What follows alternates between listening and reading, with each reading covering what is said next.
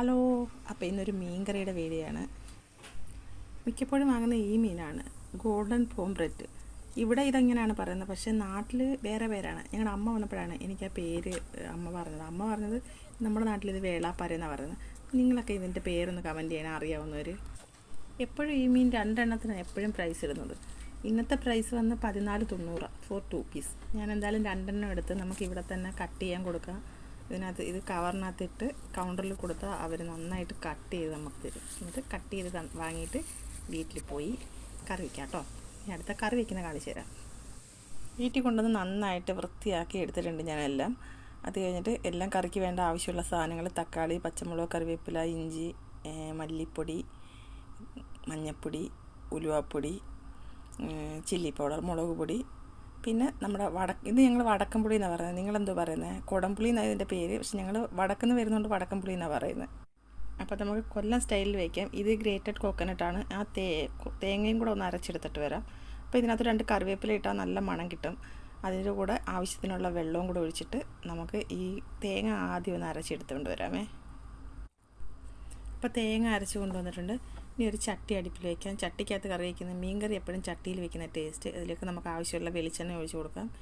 വെളിച്ചെണ്ണ ഒഴിച്ചിട്ട് വെളിച്ചെണ്ണ ചൂടാകുമ്പം കടുക് പൊട്ടിക്കണം.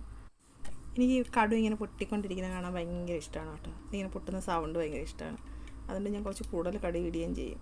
കടുകെല്ലാം പൊട്ടിക്കഴിയുമ്പോൾ വറ്റൽ മുളകും ഉള്ളിയും ഇഞ്ചിയും കറിവേപ്പിലയും കൂടെ ഇടും. അതൊന്ന് മൂത്ത് വരുമ്പോഴത്തേക്ക് അതിനകത്തോട്ട് പച്ചമുളക് കീറിയിട്ടതിടും. ചെറിയ പച്ചമുളകാണെങ്കിൽ നല്ല എരിവുണ്ട് കേട്ടോ. ഞാൻ മീൻകറി റെസിപ്പീസൊക്കെ ഒരുപാട് വരാറുണ്ട്. പക്ഷേ നമുക്ക് ഓരോ സ്ഥലത്തും വേറെ വേറെ രീതിയിലല്ലേ കറി വയ്ക്കുന്നത്.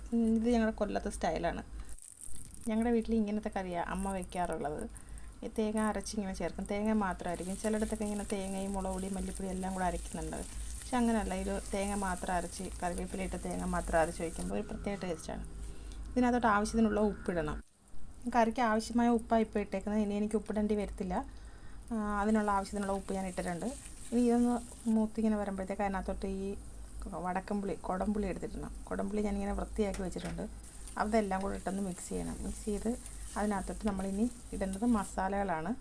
മുളക് പൊടി ആദ്യം ഇടണം. അതിൻ്റെ പുറത്തോട്ട് മല്ലിപ്പൊടി, പിന്നെ മല്ലിപ്പൊടി ഇടാതെയും കറി വയ്ക്കുന്നവരുണ്ട് കേട്ടോ. പക്ഷേ ഞങ്ങൾ കൊല്ലംകാർ മല്ലിപ്പൊടി ഇടും. പക്ഷേ എല്ലാവരും ഇടുമെന്ന് എനിക്കറിയത്തില്ല. പക്ഷേ ഞങ്ങളുടെ വീട്ടിലിടും കേട്ടോ. അപ്പോൾ ഈ മസാല എല്ലാം നന്നായിട്ട് മൂത്തിട്ടുണ്ട് കേട്ടോ. അപ്പോൾ നമ്മൾ തേങ്ങ അരച്ച് വെച്ചിരിക്കുന്നുണ്ടല്ലോ, അതെടുത്ത് ഇതിനകത്തോട്ട് ഒഴിക്കണം. എന്നിട്ട് ആ പാത്രത്തിലോട്ട് തന്നെ കുറച്ചുകൂടി വെള്ളം ഒഴിച്ചിട്ട് അതും കൂടെ ഇതിനകത്ത് ഒഴിക്കണം. നല്ല തിക്കായിട്ടാണ് തേങ്ങ അരച്ചിങ്ങനെ വെച്ചിരിക്കുന്നത്. അപ്പം ആവശ്യത്തിനുള്ള വെള്ളവും കൂടെ ചേർത്ത് നമ്മളതൊന്ന് മിക്സ് ചെയ്യണം.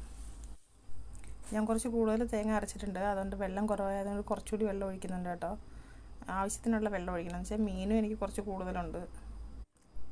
ഉപ്പ് ആവശ്യത്തിനുണ്ടെങ്കിൽ വേണമെങ്കിൽ ഇടണം. എനിക്ക് ആവശ്യത്തിനുള്ള ഉപ്പുണ്ട്, അതുകൊണ്ട് ഞാൻ ഇടുന്നില്ല. ഇനി അത് മൂടി വെച്ച് നല്ലോണം ഒന്ന് തിളപ്പിക്കണം. നന്നായിട്ട് തിളച്ചതിന് ശേഷം മീൻ ഇടാവുള്ളൂ. കാരണം ഈ മീൻ വന്നിട്ട് മുള്ള് തീരെ കുറവാണ്. കൊച്ചുങ്ങൾക്ക് വേണമെങ്കിലും കൊടുക്കാൻ പറ്റും.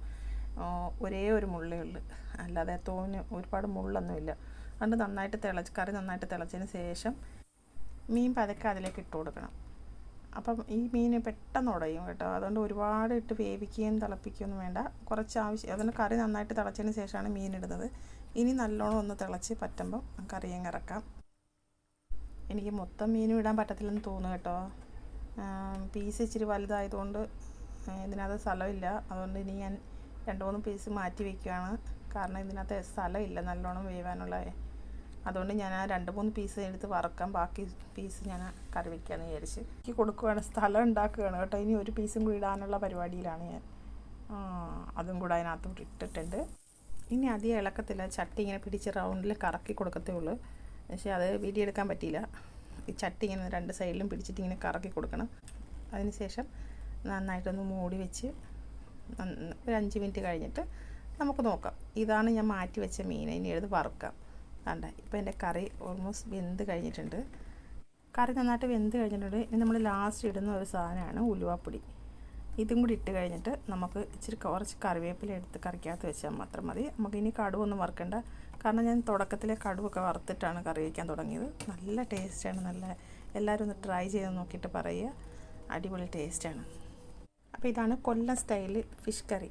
എല്ലാവരും ട്രൈ ചെയ്തിട്ട് അഭിപ്രായം കമൻറ്റിൽ പറയുക. അപ്പോൾ ഇനി അടുത്തൊരു വീഡിയോ ആയിട്ട് ഞാൻ വീണ്ടും വരാം. എല്ലാവരും എൻ്റെ ചാനലൊന്ന് സബ്സ്ക്രൈബ് ചെയ്യണേ, സപ്പോർട്ട് ചെയ്യണേ.